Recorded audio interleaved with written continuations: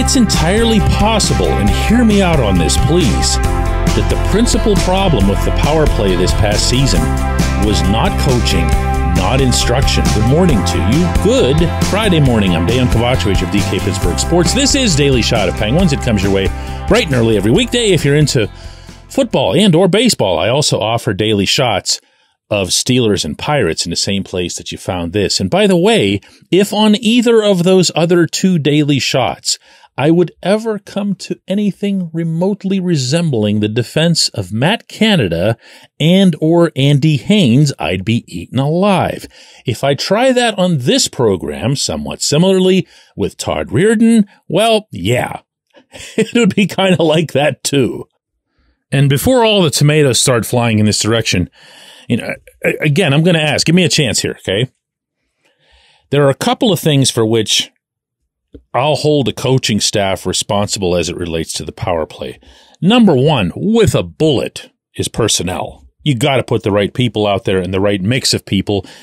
And then from there, you can put them in the right places. Okay, so let's put all that under the umbrella of personnel. From there, with a more experienced power play, not just in Pittsburgh, but anywhere, the players are going to kind of call the shots themselves.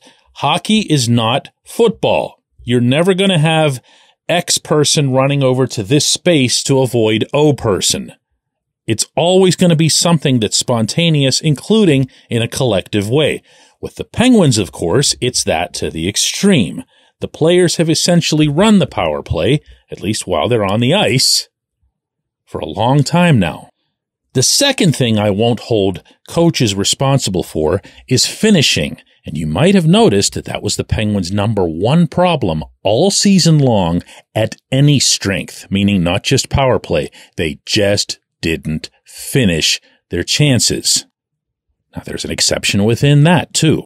And I was reminded of that in another way with a pretty powerful interview that Connor Hellebuck had up in Winnipeg regarding the Jets losing in 5 games to the Avalanche. And he gave up a ton of goals.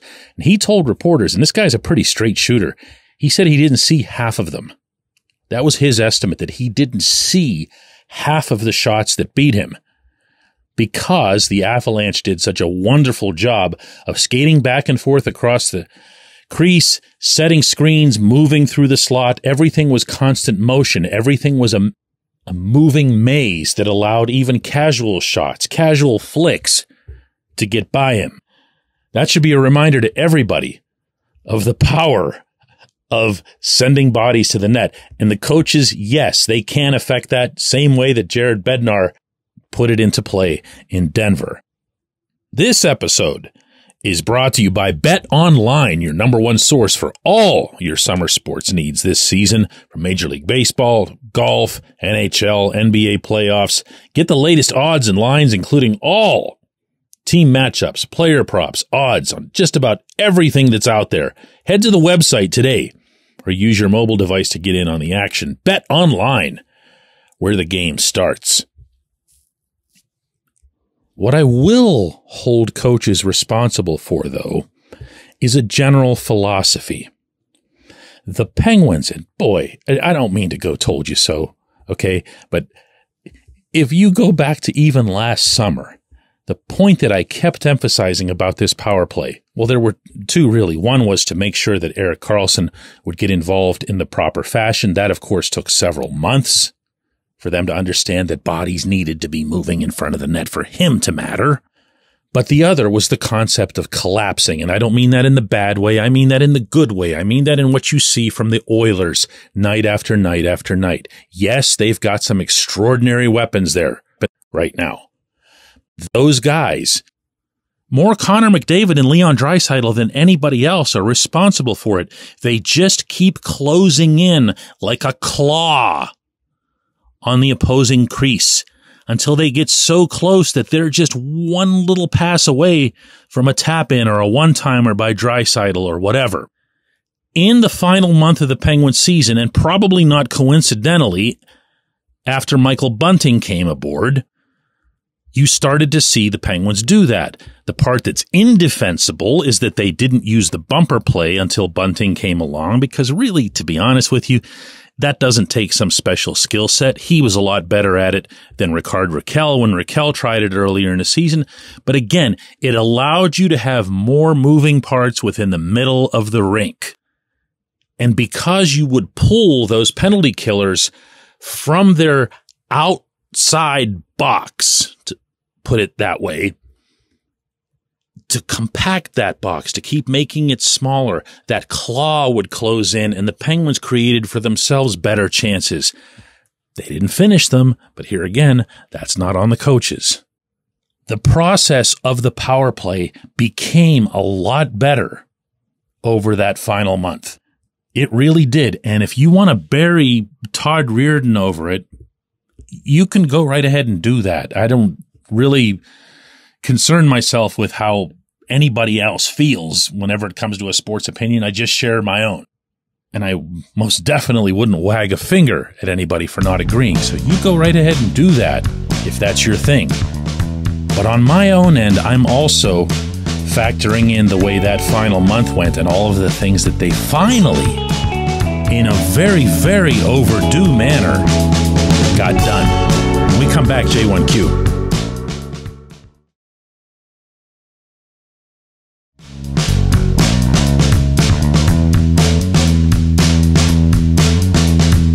Today's J1Q comes from Jeffrey, and it's in reference to the episode that I dedicated yesterday to the firings that Fenway Sports Group had on the Penguins' business end.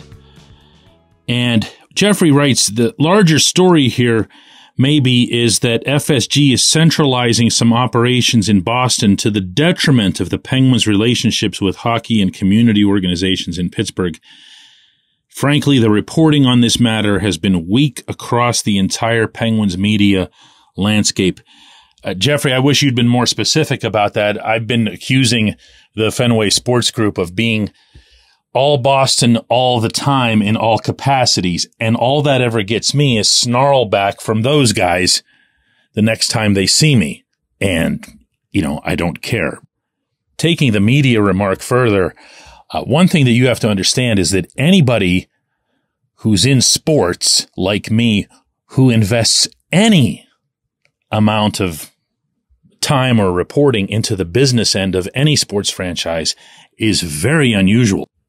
That's been true forever. The people who cover the games give way to the people who are in, let's say, the business department or in the local news department. So me even dedicating an episode to it yesterday is not the norm, not anywhere. That said, you're right. In today's Friday Insider, I made a reference to the continuing and ongoing Bostonization of the Penguins. And that'll get me the same kind of reaction, the same kind of snarl the next time I'm around any of them. And I still won't care because it's true and it's becoming increasingly, demonstrably true. Let's say that of the estimated 25 to 30 people who lost their jobs this week, maybe half of them get replaced. That's just an indication I've gotten, and don't hold me to that in one direction or the other. Where did the other half go? Where does the work go that the other half was doing? I think we all know the answer to that. It'll be done by somebody in Boston, where FSG is headquartered. That won't be unique to them as a corporation, to say the least. This is how these things go. They identify duplication of roles or perceived duplication. They reduce two jobs into one, and never mind that the cumulative savings of everything that they're doing would still not be enough to cover Ryan Graves' contract. So yes, Jeffrey, it's a concern. Yes, they continue to do things that don't look, sound, or smell like what Pittsburghers would do. And that's not okay. And I say that mostly because I've never been into the whole Boston nose in the air thing, I appreciate the question. Right up until that last part, that was way off mark. I appreciate everybody listening to Daily Shot of Penguins, and we're going to do another one of these on Monday.